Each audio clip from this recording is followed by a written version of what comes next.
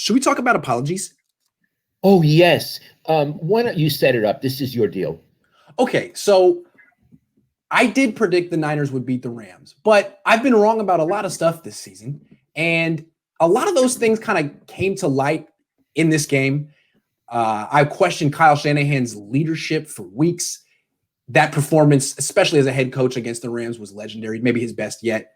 And so I've kind of been going on an apology spree. I apologize to Kyle for questioning his leadership. I apologize to Jimmy Garoppolo for questioning his play when really he's playing behind a terrible offensive line that's going to hold any quarterback back. I apologize to Jimmy Ward for just calling him not a playmaker. He made like 11 plays in this last game. I apologize to Javon Kinlaw for even suggesting that he might be a bust. I just was on an apology. And Richard Sherman. And Richard Sherman for saying that he's done. He can't play corner. He's going to make the defense worse. All of it. I was wrong. And I apologize. Okay. So here's what I want to say. I don't think it's necessary to go over again the nature of your apology because you've already done videos on that. But now I'm counting, that's 5 apologies. Yes. Okay. So when I was watching you, because I watch everything, was 1, how does it feel to apologize? 2, by apologizing, do you feel you're losing some credibility? And these are serious journalism questions. So yes. How did it feel and did you lose credibility? First, how I felt. I felt great to apologize. I don't have to be right. I like to be right. It's fun to be right. But if you have to be right, you're a putz. And if you can't admit when you're wrong, you're a freaking putz. So I'm happy to be wrong. And I'm not rooting against the 49ers.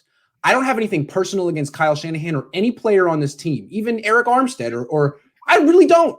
If a young man can have a good game and prove someone wrong, that's great. I'll be wrong at his expense. If Kyle Shanahan can prove me wrong, that's great. I'll be wrong at his expense. It's good to see someone do something good. I'm not just like the biggest hater in the world rooting for people to fail for no reason. So what was the second part of the question? Oh, credibility. I think it actually increases my credibility because no one's right all the time. And people who think they're right all the time have no credibility because they're not. And if you try to convince people that you're right all the time, you're just a snake oil salesman. And the people who read you and follow you aren't very smart. So I think it's important to be able to say when you're wrong and own up to it. I love what you said, and I would like to add to that.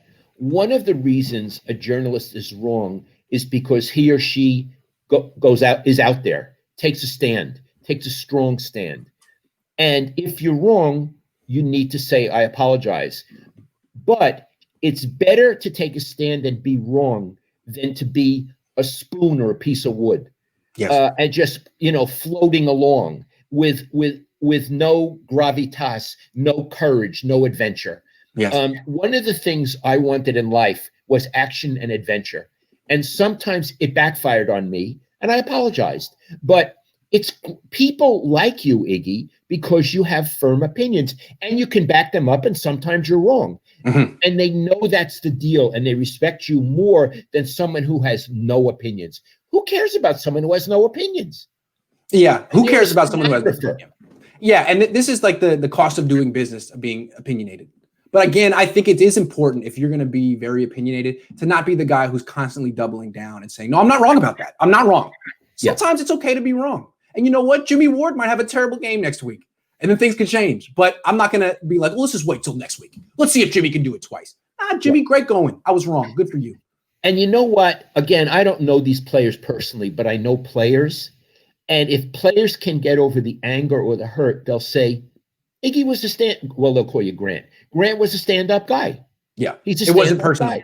It wasn't personal. He criticized me to the best of his ability. When he realized he was wrong, he apologized to the best of his ability. At least I know he's not like a vendetta against me. And I think sometimes people like Eric Armstead or Dante Pettis felt like I had a vendetta against them.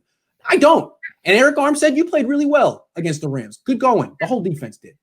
One other thing. This topic that we're talking about now is a big test for Richard Sherman.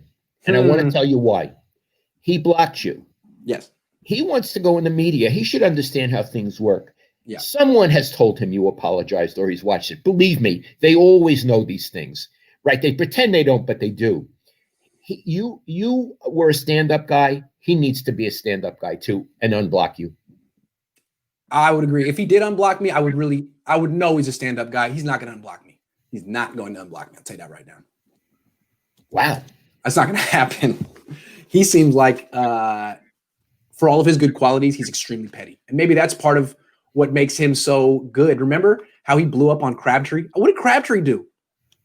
Crabtree ran a route against him in the NFC Championship game, and afterward, Richard Sherman went to the post-game thing on the sideline and was just screaming and ranting about Michael Crabtree. What did he do? He competed against him. Okay, I'm speaking to you, Richard, as an older guy to a younger guy, and although I'm wearing my Lafayette shirt as two Stanford guys, I would like you to prove Grant wrong.